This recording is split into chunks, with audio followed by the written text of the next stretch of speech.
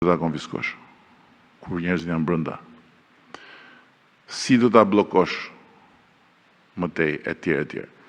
Ndërkohë që ndryshimi thelbësor që bëjmë me këto ndërhyrje që nuk ka më uje, nuk ka më drita pa marrë certifikatën e përdorimit dhe nuk ka më 100 darkë të paguar nga njerëzit për të plerë shtëpi që mos përkthehet në pronë me hipotekë.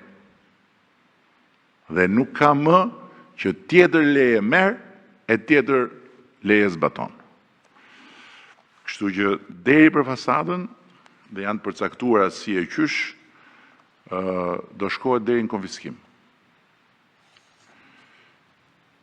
Tani vim tek një element tjetër që me shumë të drejtë, me drejtën e Zotit dhe të popullit, shumë qytetarë kanë ngritur gjatë gjithë kësaj periudhe, që mirë më dakord këta që shkelin e këta që bëjnë, po çfarë ndodh me ata që duhet kontrollojnë.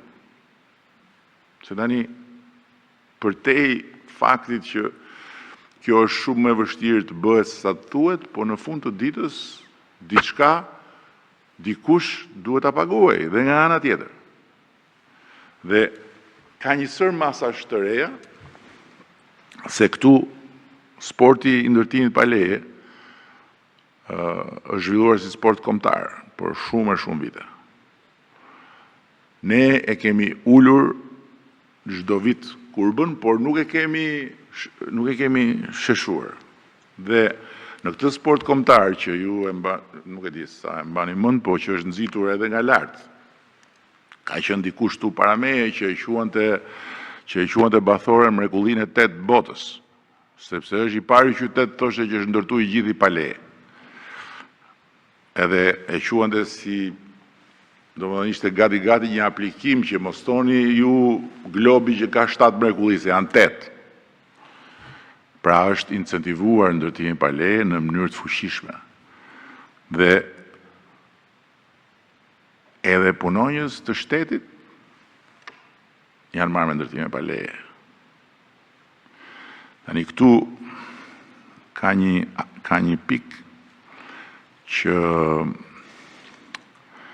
në rast se konstatohet që punonjës i shtetit qoftë me kohë plotë, do mjafton që të marri 1 euro nga taksat me kohë plota, me kohë pjesshme, ka kryer punime pa leje, qoftë përkohshme, qoftë përhershme, more edhe një pergolat lart atje.